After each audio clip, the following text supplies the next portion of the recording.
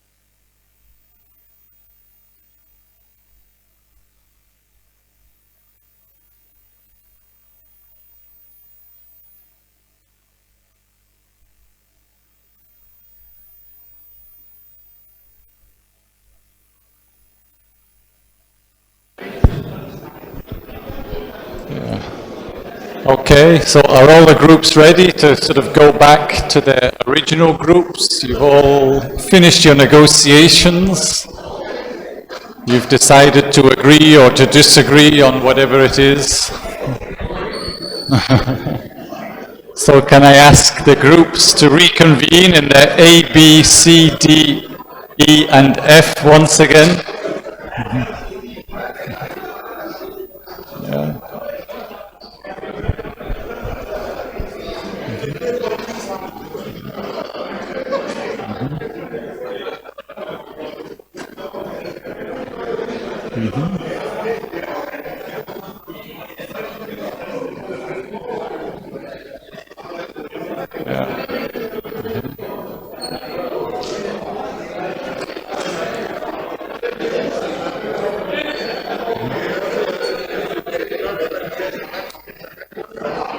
Okay.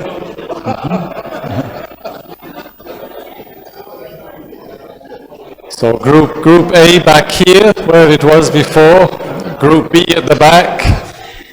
Group C here. Group D at the back, like it was before. E and F. So back into the original 6 groups.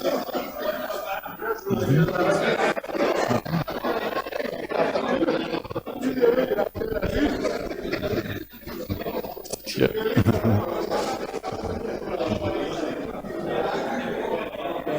Group A. Let them finish. Still, yes, last minute deadlines.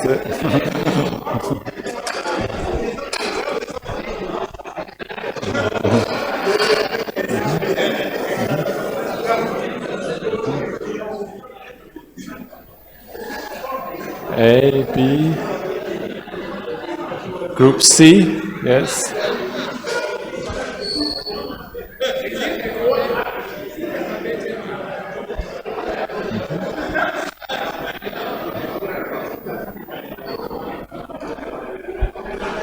E, good. Finish, okay.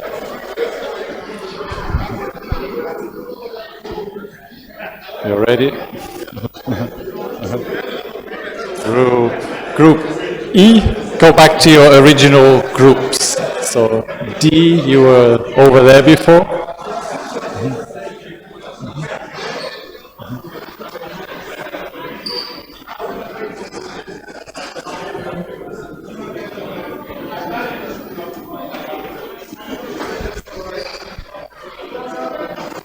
Okay.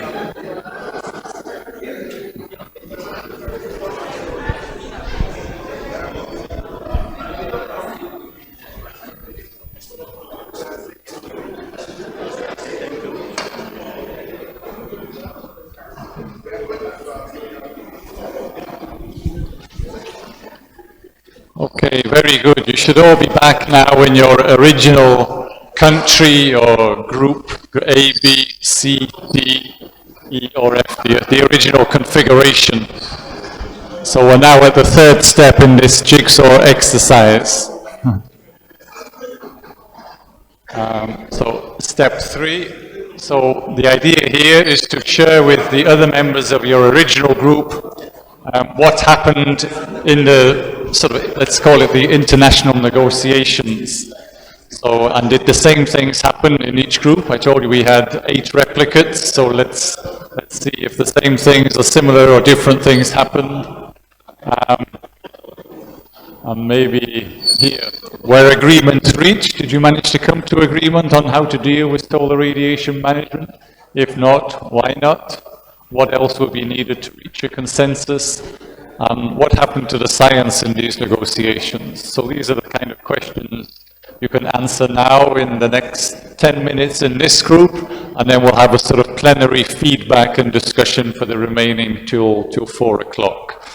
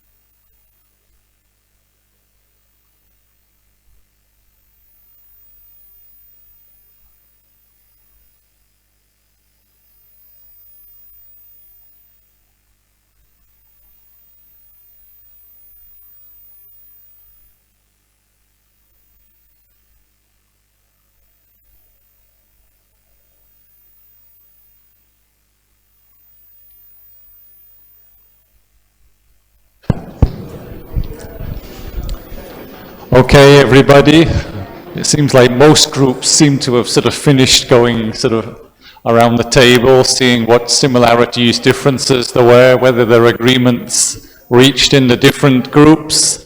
So what I'm going to do now is give the microphone to one spokesperson from each of the 6 groups, just to report back to the others in 1 or 2 minutes, just very quick for each one.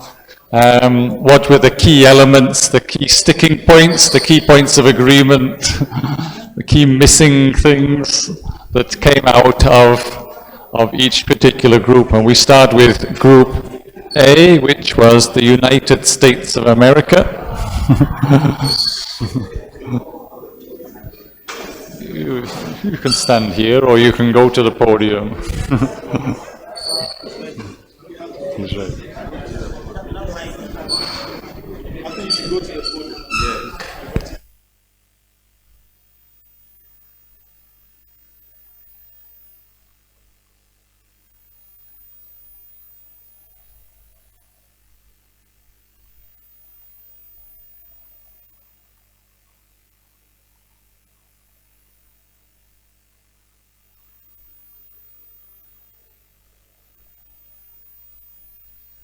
Ladies and gentlemen.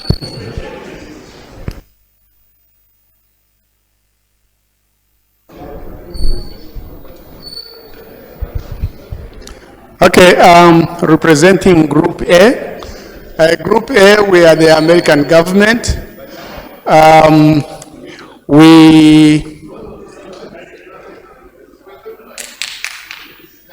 Can you hear me?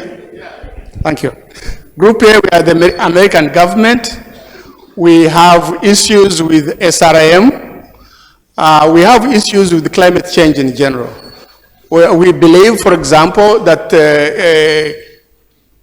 climate change has been there before. We believe this is cyclic. In the past, there was climate change, so we don't think there is anything new. We also feel that we don't want to give up on the use of our fossil fuels, because fossil fuels not only bring us the energy, but they also create jobs for us. And finally, we also hear a lot of people going around saying that fossil fuels are responsible for bringing about changes in the climate, but nobody has proved this to us. So we would need proof.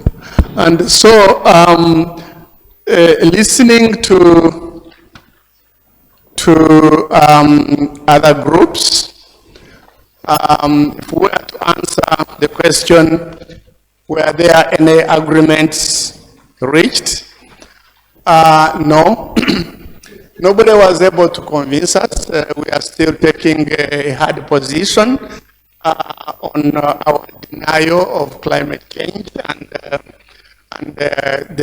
what we think is the uselessness of SRM.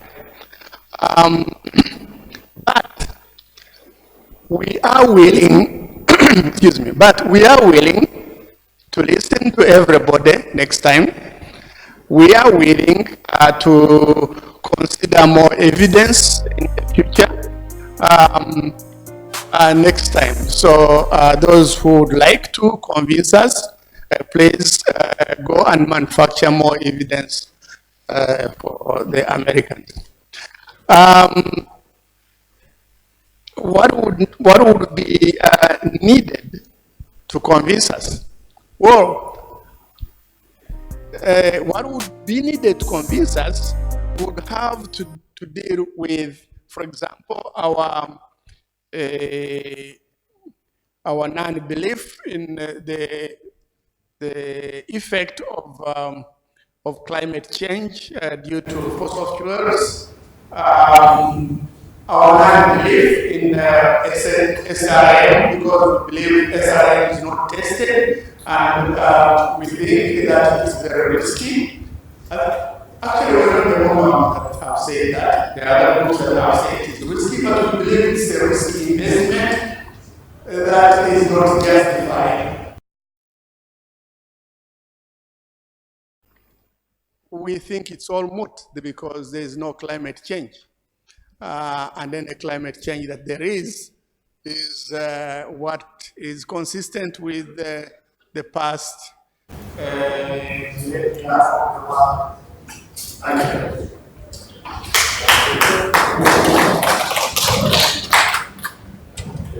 Feedback would be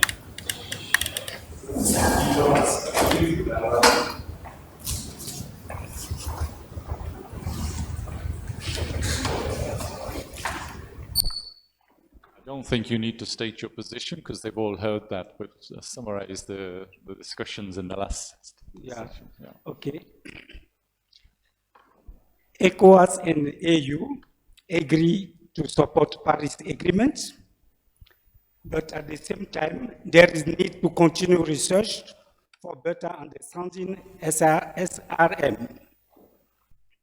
AU agreed to contribute to fund research, but with other partners at the international level. And regarding indigenous people, they are not really against research, but doing research, we need to protect, to preserve indigenous knowledge, indigenous heritage. And for US, Trump position, there is no evidence about climate change. And what is important is the job preservation, the economic preservation. Science group agreed for more research on SRM, but using and advice for the use of existing available technology. And regarding meteorological people, they also advise continued research, but there is no fund. The funds is found at the international level. So international collaborations to fund research is very important. Will anyone step forward to offer those funds? US, we do a European Union, anyone offer those funds? Or research, for research? If anybody wants research, we want to do it. Okay, then.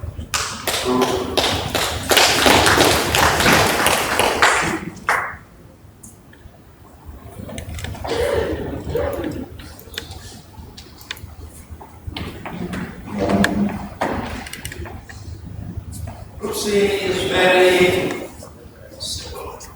The conference ended in a dialogue. There was no agreement. The only agreement was to keep the conversations open, for more work to be done, more diplomatic activity to take place, and to revisit this matter at the next conference. And for all the reasons that have been given, clearly it was felt that scientists must be allowed to continue their research and consult with the various affected communities. And with the position taken by the United States, there was a recognition that while the United States for the moment is not participating, but in fact there are changes in the way the United States acts, possibilities with the states in the United States as well. But the indigenous communities needed some assurances, but it was felt that the deadline is not loose, and it should be revisited.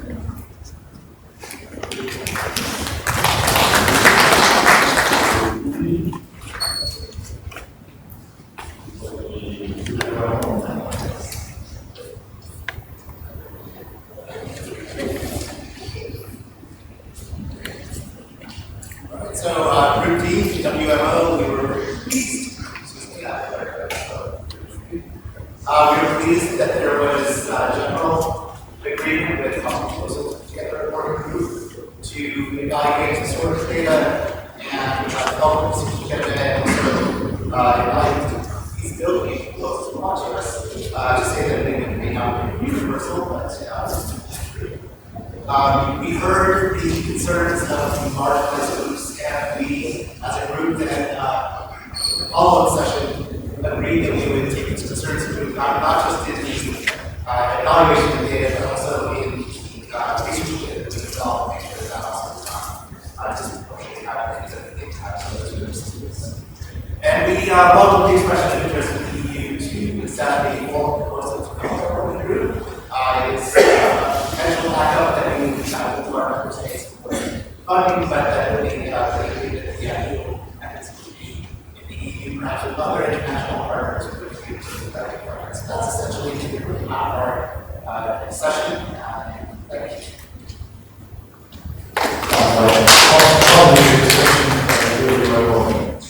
Positive discussions, I really still.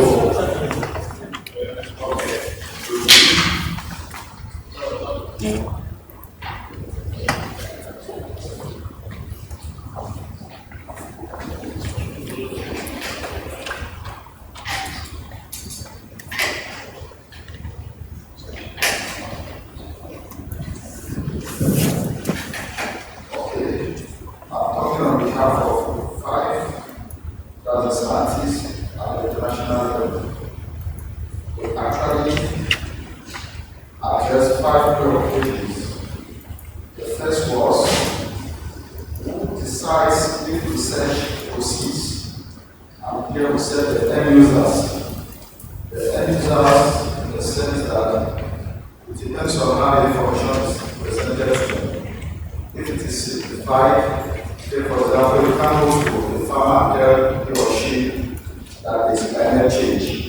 Then if you simplify and tell them that there is reduction in crop production, reduction in water bodies for which livestock feed on, they will accept you. So the end user should decide, so it should be a bottom-up approach system. Then now, and what should be researched? We said what should be researched should actually be stratified in 4 areas. Since it should be development oriented, research should be carried out on water, on energy, on health, on agriculture. So another question we also addressed was who pays for this research? We shared the cost should be shared between the government, because it is the people's taxes, the government, the industries, as well as partners, it can be local or international partners. Then who should be the beneficiary? We said the society. And other aspects should be, what ensures that research is conducted in a transparent manner, and what all results are shared openly.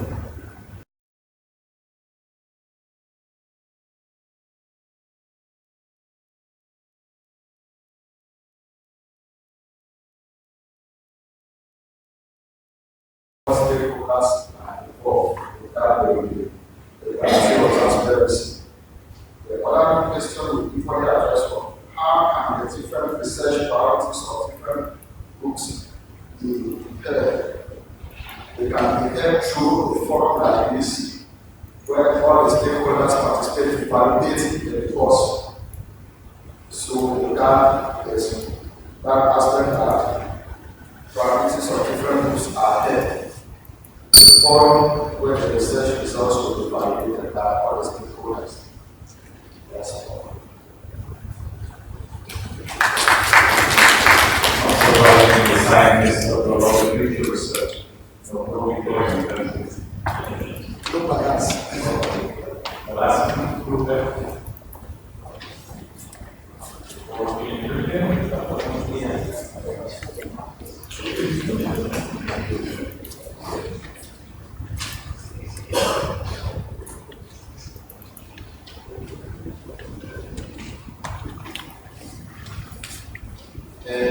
Our group is the EU group, which is committed to the Paris Climate Change Agreement, and on that basis, probably put emphasis on reducing carbon dioxide emissions, as well as focusing on reforestation, bioenergy, carbon capture, and storage, the BECCS method as we know it. So that is our foundational position. Then in terms of discussions that we had around, we seem to be striking a position of understanding with the ECOWAS group, which also seem to share concerns around the adoption of SRM, but not entirely dismissive of it. And by that we mean we are open to further investigation of what the benefits of SRM are, and if there are people who are willing to join that further investigation, we agreed that we are in a position to partner with them so that we can see the possible benefits of SRM. And in that consideration of SRM, we also agreed that we should take into consideration the needs and the livelihoods of indigenous communities, so that if this technology is developed to a particular stage, it then does not affect the livelihoods and the existential conditions of indigenous communities. Those were the main issues that we spoke about. I hope I represented them well. Okay, thank you.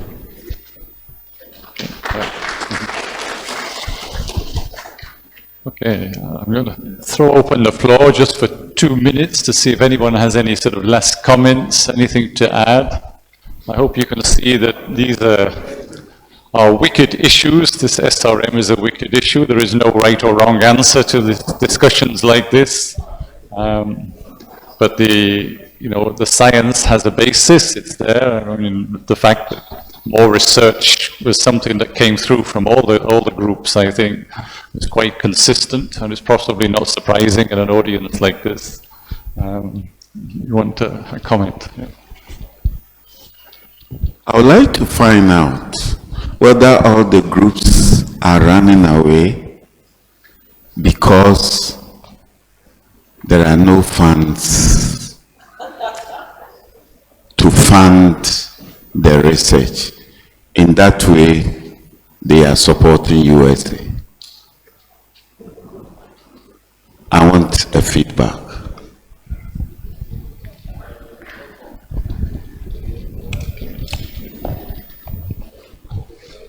Well, the European Union must have some money, huh? Thank you. So representing the European Union, and to answer the question, we're not running away from it. We believe that because the consensus overall on SRM is that we need further evidence, further research, and so forth. We are not ready to totally, fully fund it alone. If we could find partners along with us, we are ready to put money in there. However, we have our areas where we believe we can achieve the same results as in terms of dealing with the issue of climate change by reducing carbon dioxide. That is where we prefer investing in renewables and afforestation programs, for example. That's where we would like. But in terms of the SRM, we are ready to partner with to conduct further research, since the consensus is yet to emerge on that. Thank you.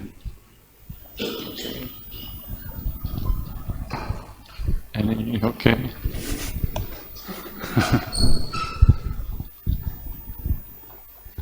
Yeah, I don't know, maybe you're going to have time to say this, but I wanted to ask you,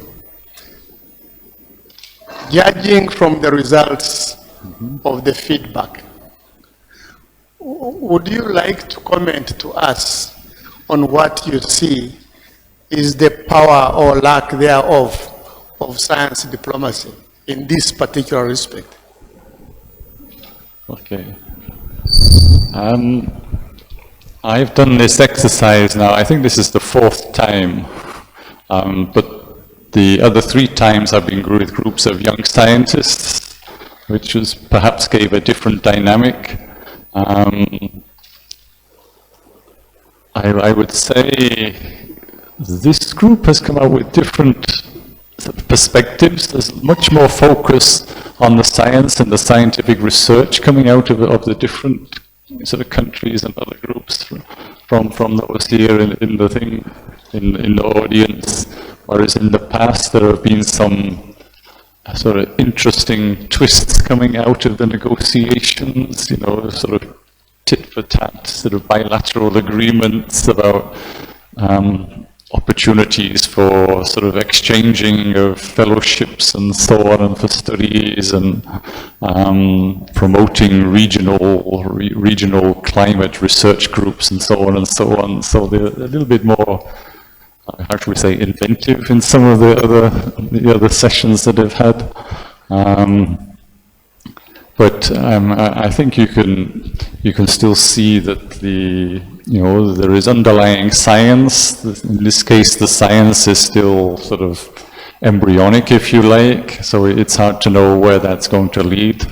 And I think the fact that you didn't come to hard and concrete agreements on how to deal with SRM sort of underlines this fact that you need more evidence to see whether it would be good, whether it would be harmful, who would benefit, who would lose. So, and I think because of all these potential unanswered questions in the field of SRM, then that sort of pushes you to the more research, the request for more research. Does that sort of summarize a little bit? Yeah, I mean, I don't want to control this, but part of the program is the United States, okay? Mm-hmm. So how do you see the world in the future applying science diplomacy to move the positions of the United States? This is where I'm trying to go. Because I think part of the reasons we had this exercise is to see how can we push a group like the United States. Yeah, well, of course, we only have 2 hours. In fact, we're out of time. But there are other big players in the globe, like China, Russia, India, that all have a power. If they align with the European Union and the African countries, for example, they can start to exert more pressure.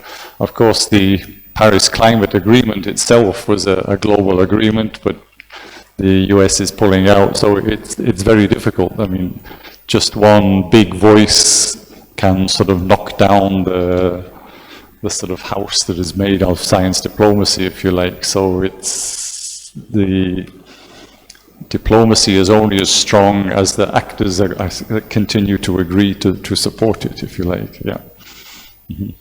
Anyway, I just had 2 or 3 very quick slides to finish off. Just let me, if you will allow me, I know you're very strict with your time, but I'll be quick. I just wanted to point out, one of the groups asked, I think it was the West African countries, what does the Paris Climate Change Agreement say about solar radiation management? And the answer, I think, is nothing. But in the 1.5 degree report, the summary for policymakers, there is one sentence basically on what it could be about, and basically has not taken them into account in any of the assessed pathways to reducing or keeping within the 1.5 degrees because of the large uncertainties and knowledge gaps and the social constraints to deployments relative to government's ethics and impacts on sustainable development, and the fact that they do not mitigate ocean acidification. So as far as this report last year was concerned, SRM is still sort of off the table. But the jury is still out. I mean, from the news reports that came out after that report, the 1.5 degree report, it's saying by basically 2030 we have to have a solution to climate change. There we go. This is an Indian on the climate. We don't have any more time to lose. Sorry, in Italian. And then just if you want more information on this, we do have a TWAS project, Solar Radiation Management Governance Initiative, srmgi.org. We do hold awareness-raising workshops in different countries. We're talking with Stanley and Asaf to maybe host one in South Africa. We had one with Norbert and Benin a few weeks ago. We've had one with with AAS, the African Academy of Kenya, a few years ago. So we're open to offers for hosting sort of academies or other organizations to come and host one of these typically one-day workshops, just to sort of open up the discussions and getting the different audiences in your country, the NGOs, the researchers, the civil society, government agencies, sort of just up to speed with what the discussions are. And let me finish there. Okay, thank you all for your participation. I hope you enjoyed it. Thank you. Thank you very much, Peter. Thank you very much, all of you participants, leaders, ladies and gentlemen. There are some few sessions that are still left before we close. In your green book, page number 9, there are some few sessions, but they are short and quick. Right now we have a session that is called Bridging Science, Bringing Science to the Public. I think trying to really take science from the lab, take science from the conference rooms. And we have Gottfried, what's your surname? From the Conversation Africa. Let's put our hands together for Gottfried. Gottfried. Thank you very much, sir. My name is Gottfried Boaf. You've done well. Right. All right, so good afternoon, everyone. Like I said, my name is Gottfried. I work for the Conversation Africa. I'm the Ghana editor. I'm sure some of you have heard of us. Some of you have worked with us. For those of you who haven't, the Conversation basically is a not-for-profit global cooperative of journalists funded by universities. And our sole aim is to help academics like yourself put their research out in very easy readable form for a global audience. So you'd realize that when you publish in journals, full forms, but these are basically academic to academic publications. What we've also realized is that there are a lot of people outside of the academic space who would want to have access to the kind of research that you put out every single day in these journals, but might not have access to it. Some might not even understand the technical language of it.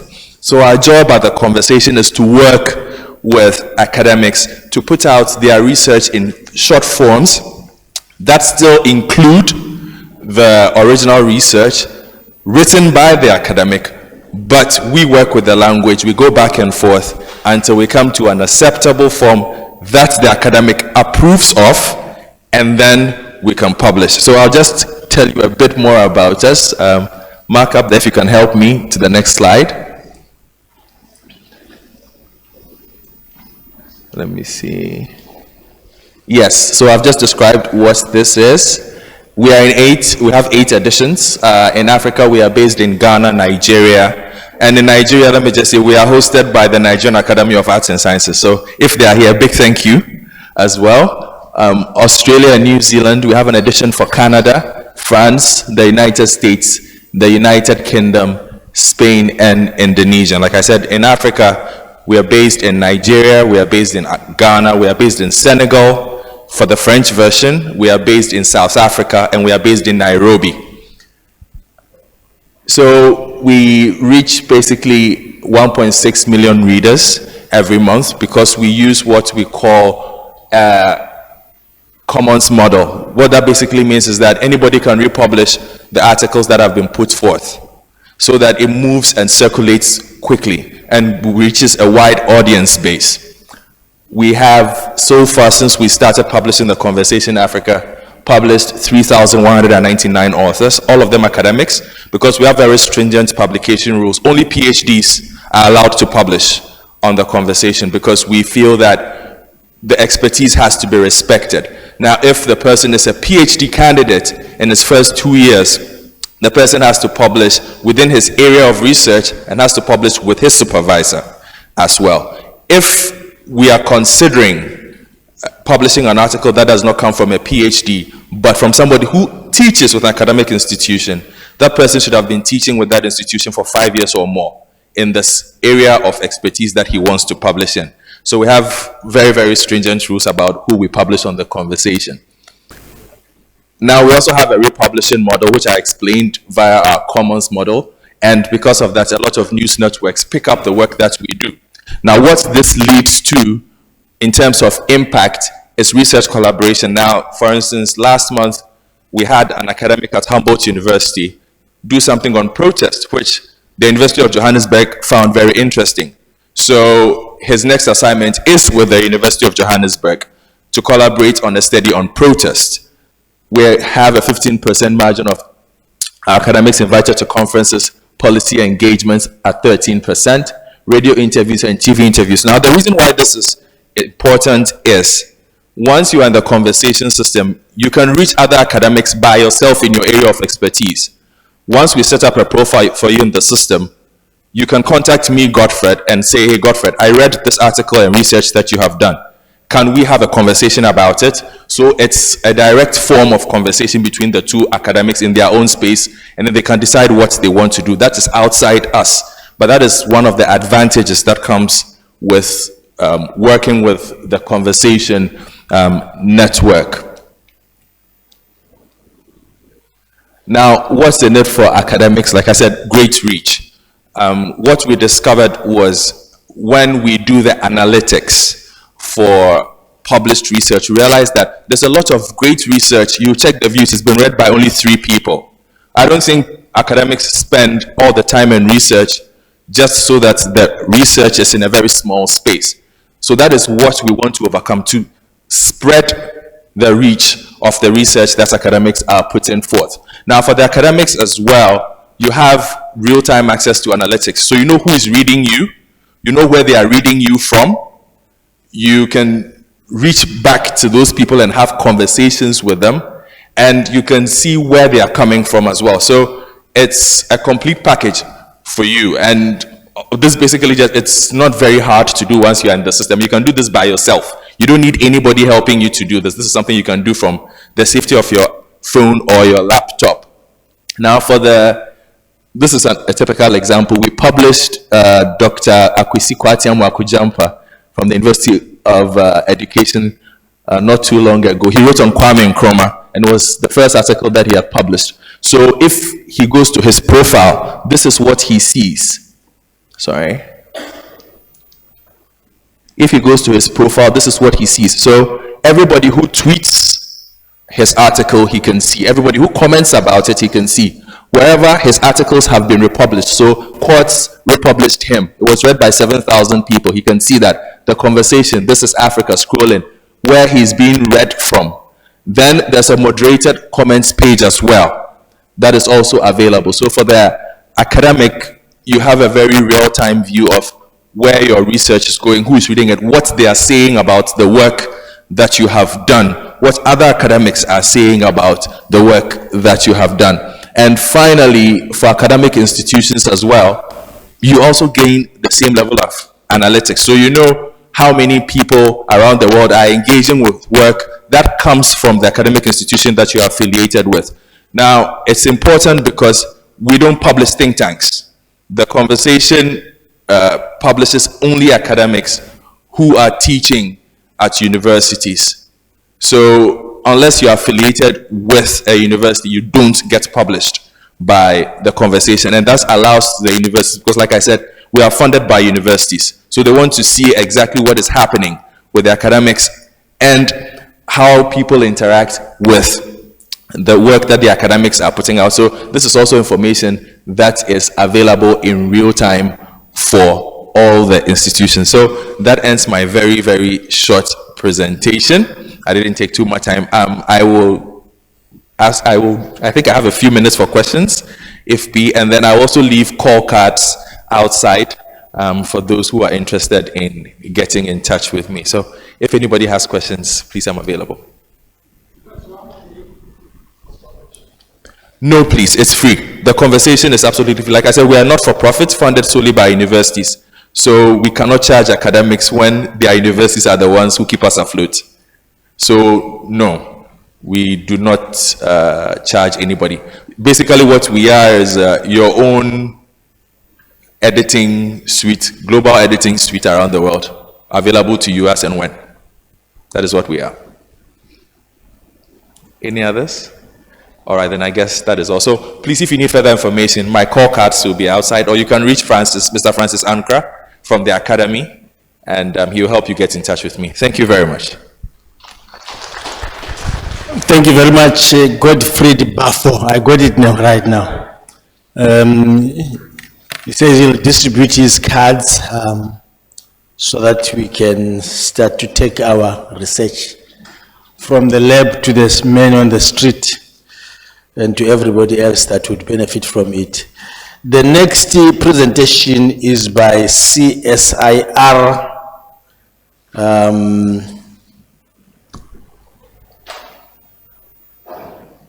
Science Agenda for Agriculture in Africa. Dr. Gordon Akon Ingwa. Huh? Thank you. Thank you.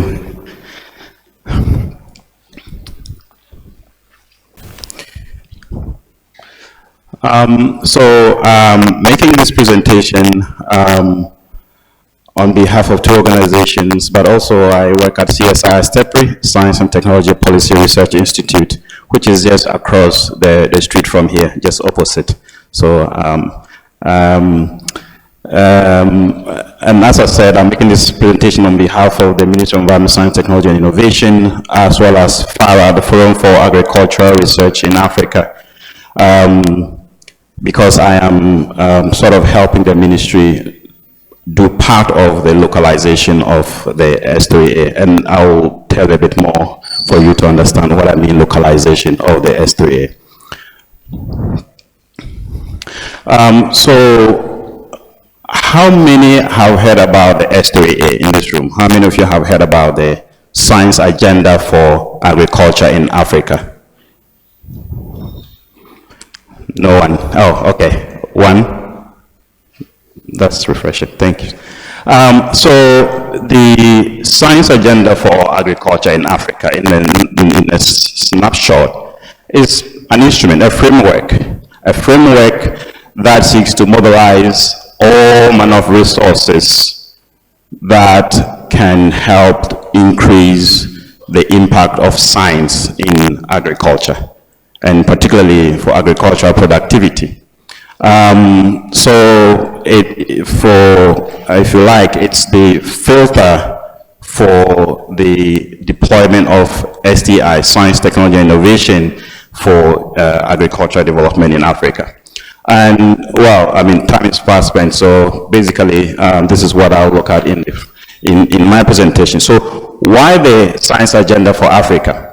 The statistics speaks to it a lot, particularly population growth, urbanization, the increased need for food, feed, and fiber, as well as the aspect of unemployment. The graduate unemployment levels on the continent is quite alarming. And if you take, for example, the number of graduates coming out of 688 universities each year, we're talking about, 5 million people going without jobs. Yet, the potential for agriculture to provide employment hasn't been fully realized to be able to absorb the graduates coming out. And therefore, the imperative to transform the agricultural sector in Africa comes to the fore, particularly by increasing productivity, reforming the related institutions, but also rebranding agriculture to be recognized as a business, as a way of life. I'm a researcher. My livelihood and everything revolves around research.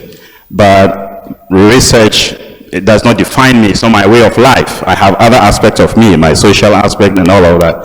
We should, similarly begin to drive the message that agriculture should be a business or can be a business, and therefore it's important. And the S3A has at the core this aspect of promoting agriculture as a business.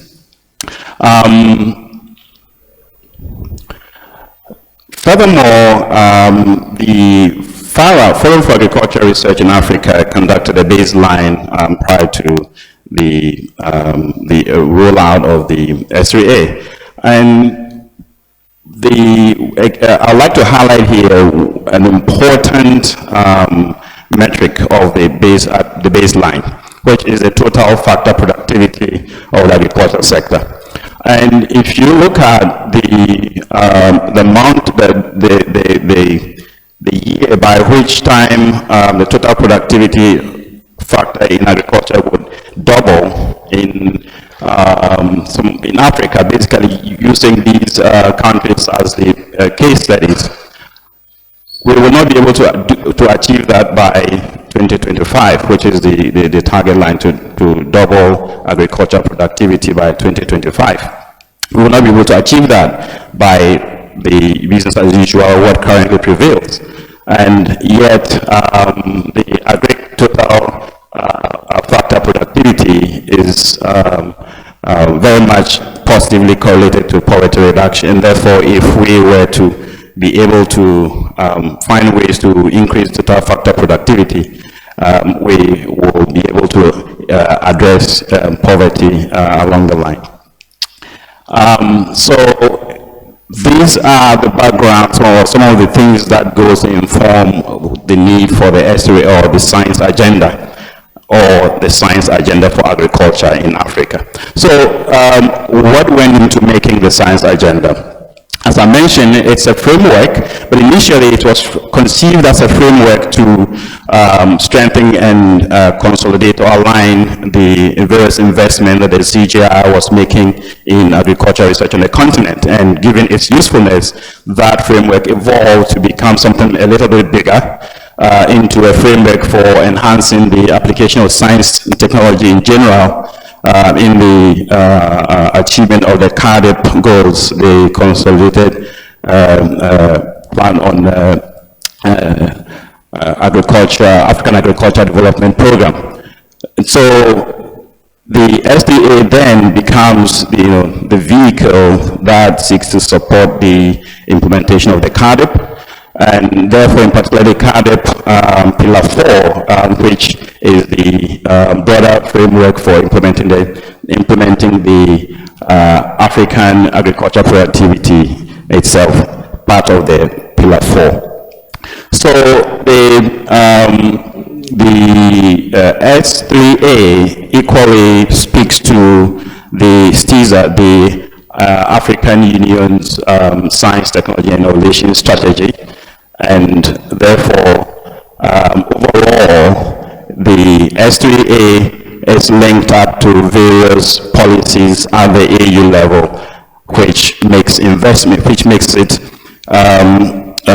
comprehensive in such that whenever any country that adopts it and localizes it makes investment in the S3A, is equally making these investments that are achieving these higher level strategies, for example, the STISA.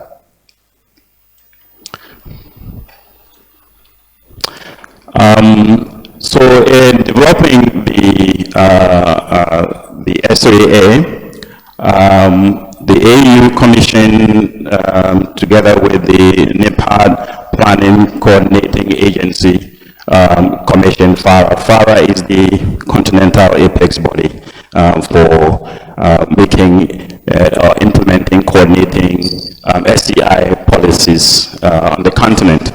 And so FARA equally works with the other sub-regional research organizations like ASARECA, SCADESA, CORAF, and NASRO, the various sub-regional research organizations on the continent. And the process leading to the production of the S3A involved wide consultations with these sub-regional research organizations. And of course, these sub-regional organizations work with national agricultural research and organizations as well. For example, in Ghana, we have the CSIR and the universities that are also conducting research in agriculture. And so what is the S3A? And it's what is in the S3A? So just a snapshot of what this S3A is. So if you permit me to read verbatim, the vision of the S3A is to, by 2030, the African countries ensures that its food and nutrition security becomes,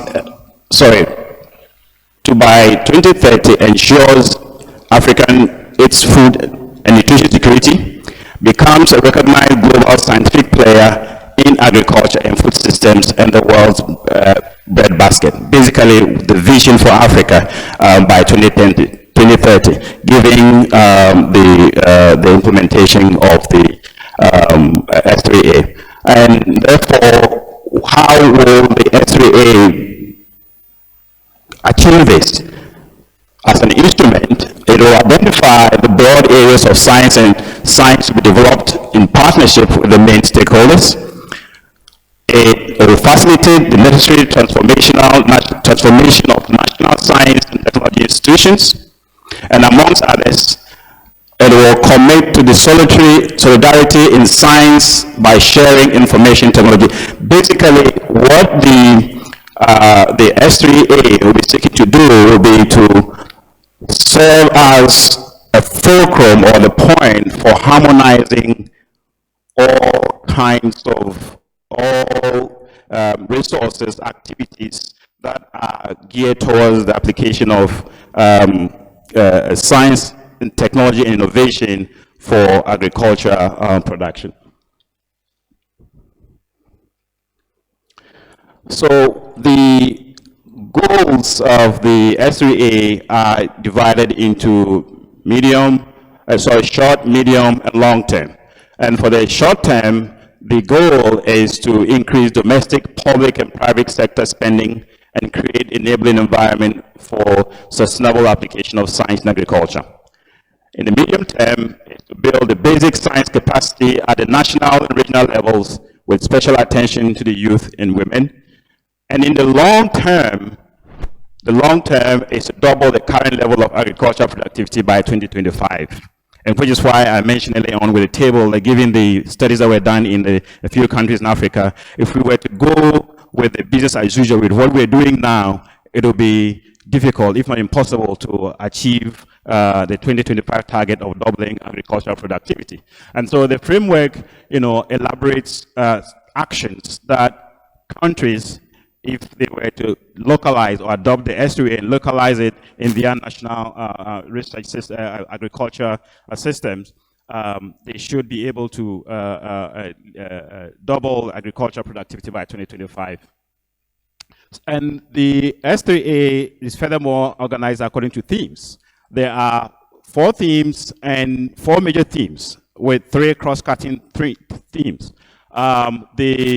One is on sustainable productivity in major farming systems.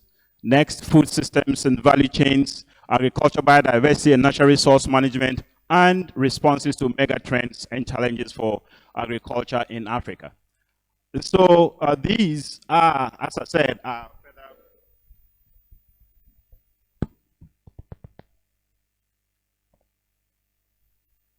hello? Yeah.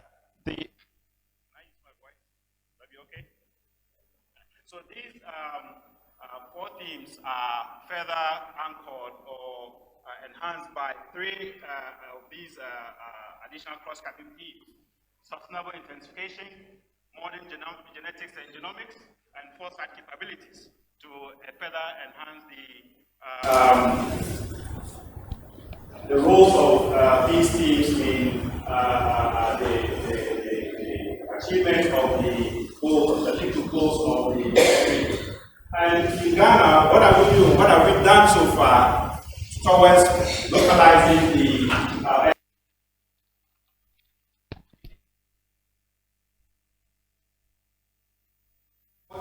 Minister of Food and Agriculture, who was here in the morning, together with the Minister for Environment, Science, Technology, and Innovation, signed a letter of commitment with FARA and EMPA to commit the country to implement or to adopt the S3A and to implement it in Ghana. And what are the processes, what is involved in terms of implementing this framework? Or what would that, in the process of implementing the framework, what will it do for Ghana's agriculture, for Ghana's SPI? One, increase the application of the application and impact of the increase investment in SPI. Two, to strengthen capacities for planning and implementation, enabling policies, building coordination and country ownership, and better integrate programs at the national level. And as I mentioned, as a framework or as a harmonizing instrument, the SGA serves as a funnel through which various investment, various programs for agriculture in Ghana can be funneled to ensure maximum impact in terms of the output of those programs, those investment, financial, or whatever resources that are being put into the agriculture sector in Ghana. And so since signing the commitment letter, the committee has been constituted at the national level to spearhead the implementation of the S3A. Part of the work that the committee has to do is to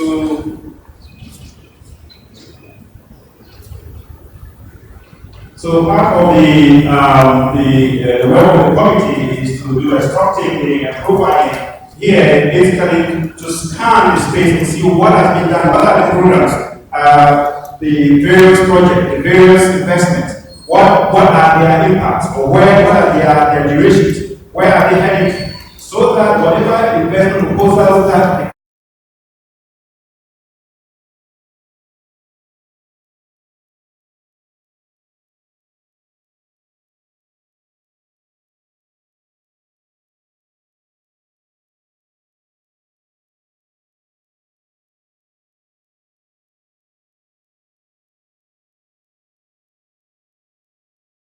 in agricultural productivity. And therefore, the work of the committee at the ultimate work of the committee at the ministry would be to develop this investment proposal on the basis of which the country, the Ministry of Food and Agriculture, can then sell to various investors, development partners, or whoever is interested in promoting or ensuring the increase in agricultural productivity in Ghana to put the resources through that framework. And therefore, the committee would also establish and strengthen institutional structures and systems needed to implement the program plan that will result from the investment proposal. They will oversee the implementation of the actions and program, and eventually institute monitoring measures. Of course, as you implement the program or the business proposal, you are constantly reviewing your actions through the various learning that you make. And therefore, I would like to conclude here and say that the S3A is an imperative because it is an important instrument to harmonize the various investments in SCI, particularly for agriculture sector. And also the S3A's integration of other policies makes it holistic. As I indicated earlier on, from the regional level, the AU level, it connects to the STISA, the AU Agenda 2063, and other frameworks. But also, when we come to the national level in Ghana, we are expected to link it to our national development framework, which will be part of the business proposal that will be developed by the committee I talked about. So it is a holistic approach to the deployment of STI for agriculture. The SUA is Africa-led and Africa-owned. It's not outsourced. It's made by Africans through the FARA for Africans. And hitherto, we had often outsourced the development of our programs, and therefore they are always on hidden hand, or the, if you like, the other things that may distract the implementation. But this time, the S3A has been developed by FARA, by us, and therefore we have confidence in it that it will speak to our aspiration. And last but not the least, the SUA's attention to the business of agriculture shows deliberate efforts to rely on the private sector. You know, the private sector is important. It's not because of the resources, but also because of expertise in the markets and all of that that comes with it. And it's important to recognize that the private sector is a key player in the agriculture sector in Ghana and the world in Africa. And therefore, you know, we should see agriculture as a business, not as a way of life that we've hitherto done. Thank you.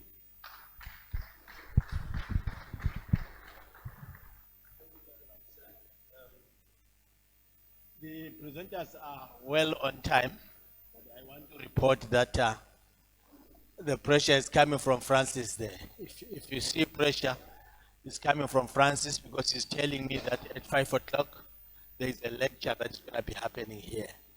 But let's finish up quickly.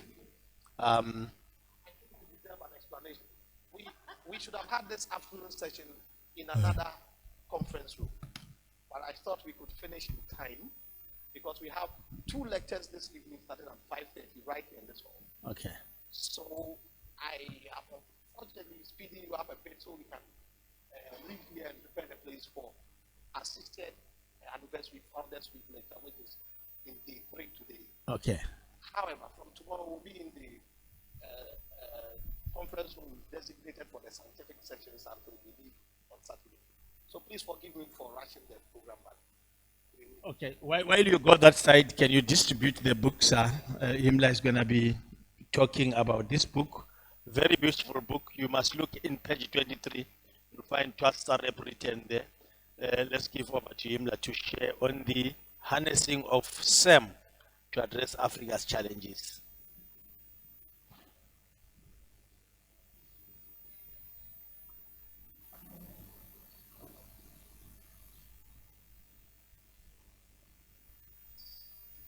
Well, ladies and gentlemen, hello, is on? Yeah, cool. Well, it is past the graveyard shift, which is normally the session after lunch, and I know that I stand between you and the cocktails and the dinner. But I am very privileged to have drawn the straw on behalf of the STEM working group, and you will all soon get a copy of the report that was launched and published in July this year. So I stand here representing the committee that produced this report. And in the audience, we have other members who served on the committee. In fact, Professor Robin Crew was the co-chair of the committee, and he is here. Dr. Raja was a member, as was Professor Nobert. I don't see any other members here.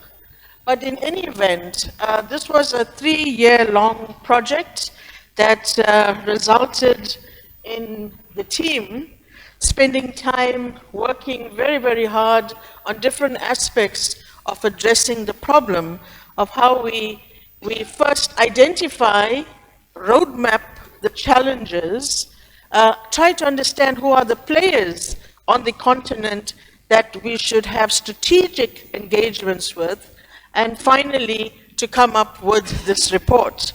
So I do this on behalf of the Inter-Academy Partnership, and from the outset I want to acknowledge their indulgence on this project on the African continent, and also the funding that came from the Carnegie Foundation as well. So we met at least 4 times officially on the continent to try to address. Last one was in Portugal last year. They kind of didn't find a picture of it, but again, they hosted us at the new facilities. And I must say that through this engagement, I, as a person, came out of the ivory towers of the science venues into academia and the realms of academies, learned a lot from the engagements that came through these participations. Now, why was it necessary for us to do what we did? Well, when we are looking at problems and challenges, which you have heard from bring to democracy in Africa, how do we as academies come to the party to make a difference? We've heard about science, we've heard about diplomacy, we've heard, we had this nice engagement by setting up role playing, etc. But what is it that academies can do to contribute to the advancement of issues of societal relevance on the continent? And I must say, if you have the opportunity to browse through this report, you will see why that is important.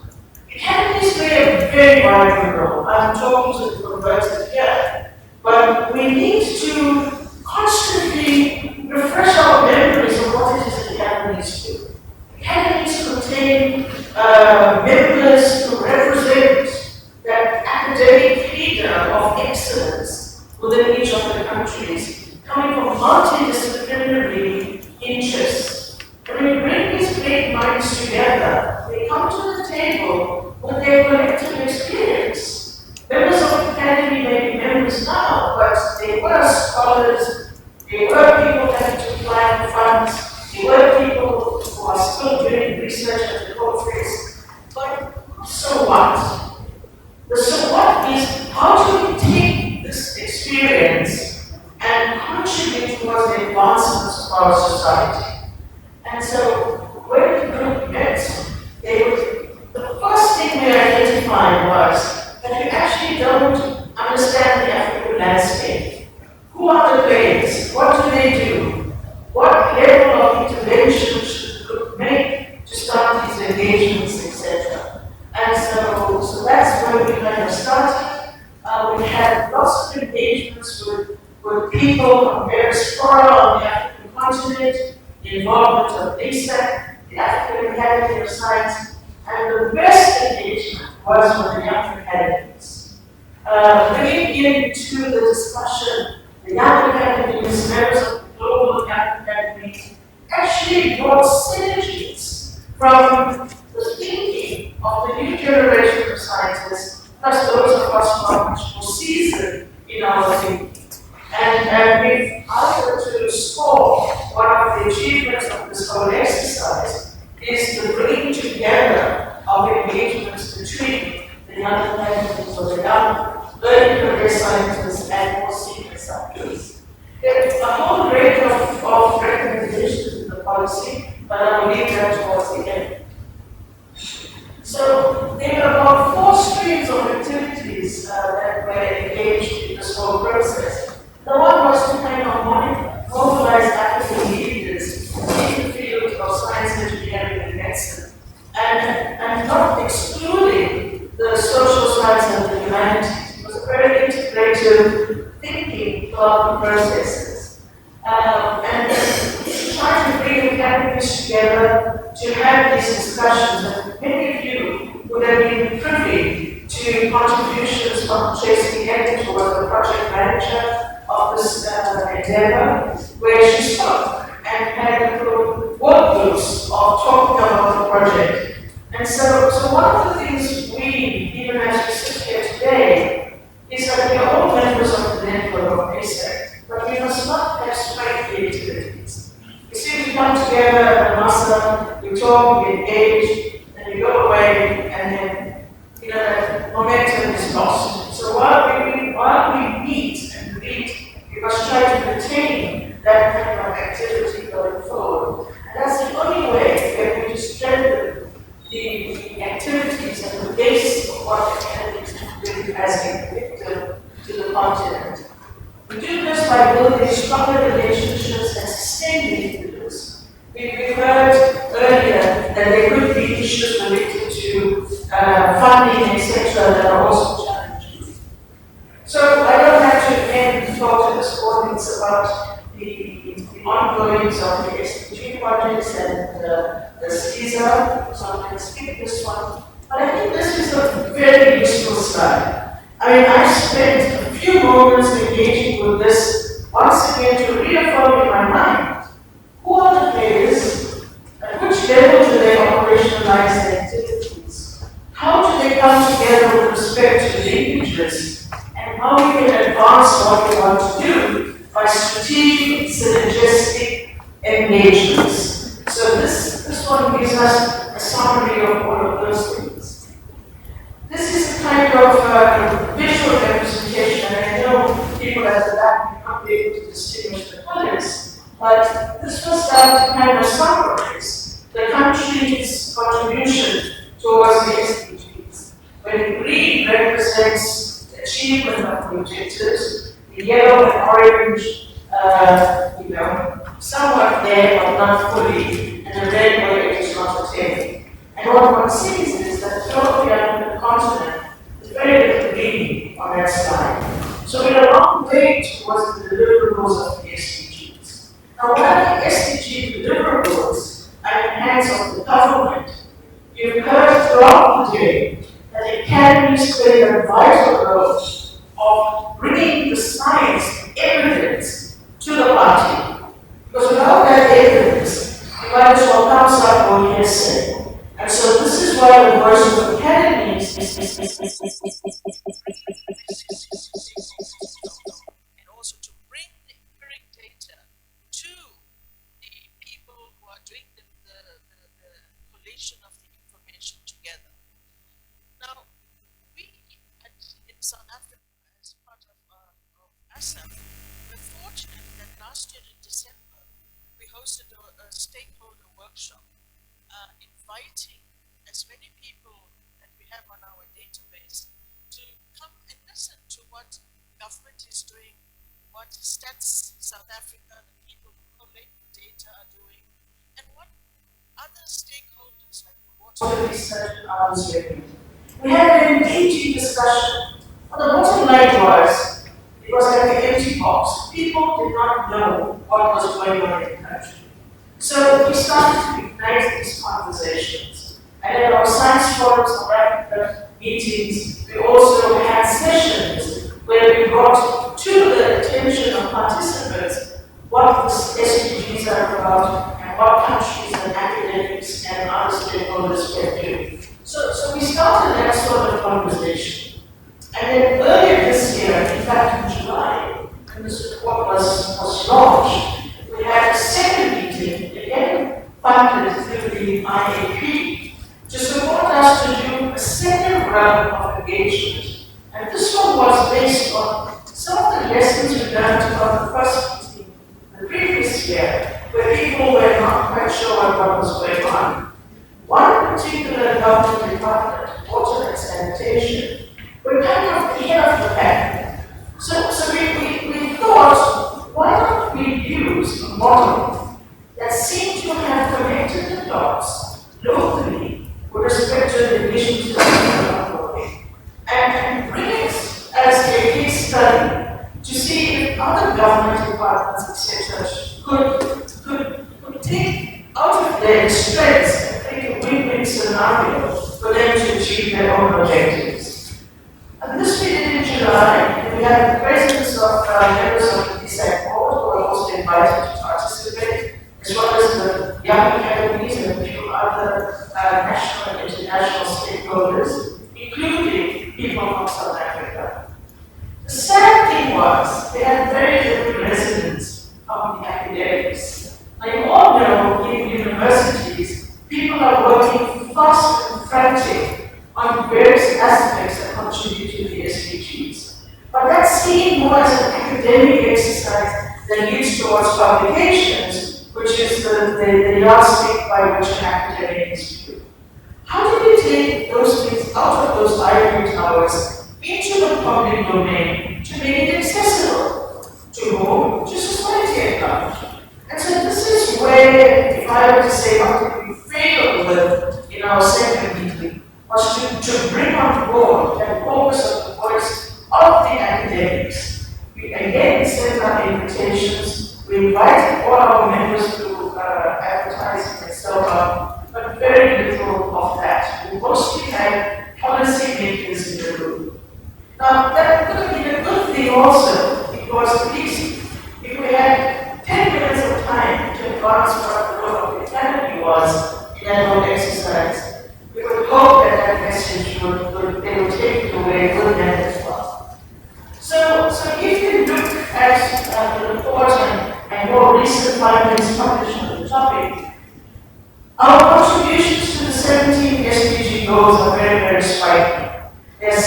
topic is more attention. For example, SDG Goal 3 of good health and well-being, but others like poverty, the number one, and other ones are almost negligible. So obviously, we as academies need to make a stronger effort of bringing the players together.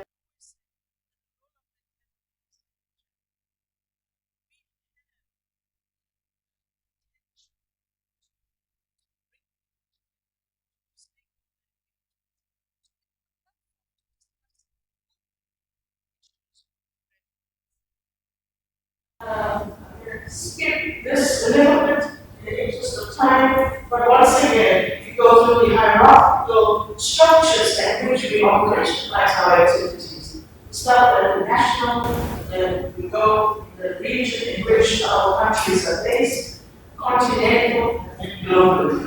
So at every level, we need to work strategically. Why duplicate when we can synergistically work with our neighbors and come up with a plan that affects us all? And so bringing together critical mass with limited resources should be the way we advance our thinking on issues of relevance.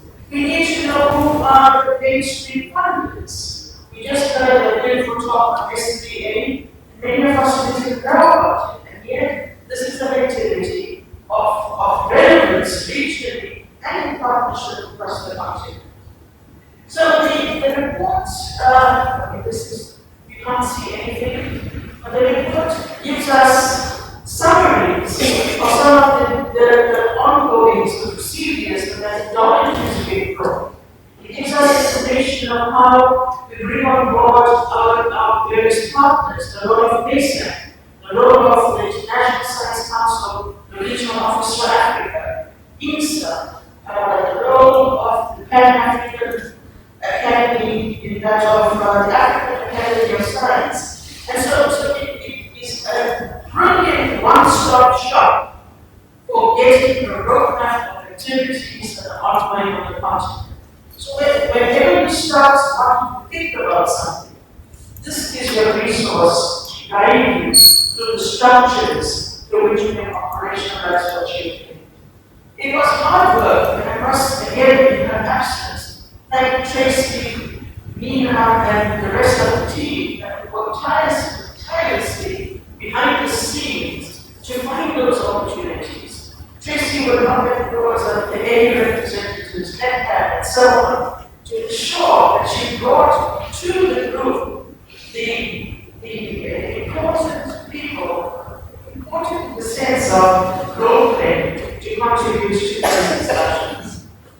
So there are key findings and recommendations that come through, and again, I'm going to read this in the report.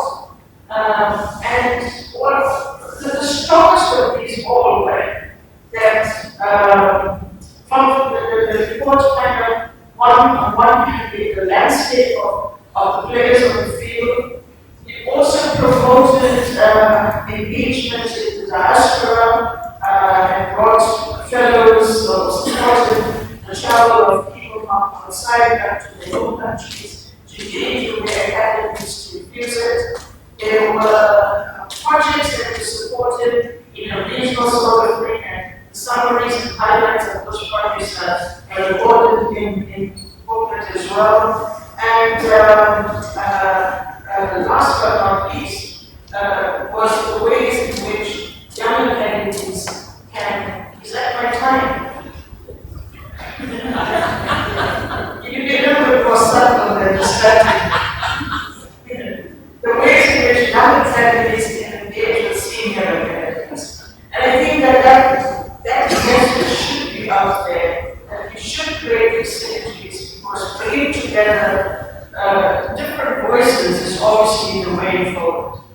So again, I'll let you go through and read the recommendation. It's a very easy read report, so it won't take you too long to go through it. And there is a website for those of you who prefer to read things of the web page, or you want to cite it or extract information. At the back of the booklet is the website. And if you have any questions, directed to the Secretary. So I closely would like to once again, on behalf of all of participants from the continent, thank the IOE for giving us this opportunity to come together to work in a collegial way to produce such a report.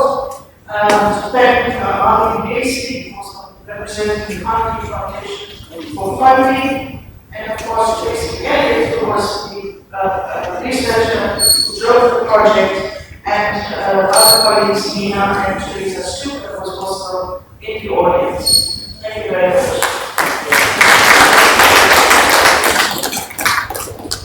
Thank you very much.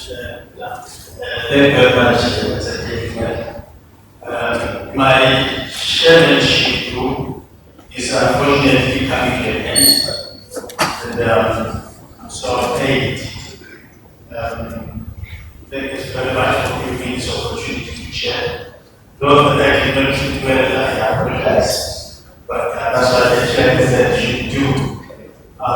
In summary, what we were learning here today is that science is in everything. Whether it's food security, you find science, whether it's water, whether it's poverty, whether it's migration, it's science. One book that I read, the Lord says, to whom much is given, much will be demanded from. So a lot is demanded from science, starting from science communication. When you explain your science to your math, instead of saying M is equal to MC squared, translate it in simple language, the conversation is there to help you. And from there, translate it also to what is made through science advice. And from there, move it further, translate it to foreign policies through science diplomacy. And also, don't forget to engage young academies, young scientists, and women in all that we should do. And also, all the players that we are taking here are quite critical in terms of moving this agenda in the continent. Thank you very much on behalf of Pastor, the Vice President for Africa was supposed to be here. Professor Montedore has just said that I should greet you and thank you for allowing Pastor to do this learning collaborative today. All trust fellows in the house, affiliates, Olani, ladies and gentlemen, Francis, and GAAS for allowing us to have this learning collaborative. Shall we put our hands together for all of you? And Francis, give an announcement for dinner. Thank you. Thank you very much for announcements for this evening's program. The fee painters are going to the police. Return to this day at 6:40. We will transport you and those in residence here to dinner service. Then we'll pick up our guests at CSP and we will slightly talk with the 15 guests and best person transported to dinner service. Thereafter, we'll pick up your windows. We are coming here, we will be by 8:15 in the morning to do a quick repetition. Those who didn't do it today start at 8:30. That's what we keep this announcements in mind. Now, all fellows representing academies and ambassadors of our please collect the documents as was said for us. Thank you very much.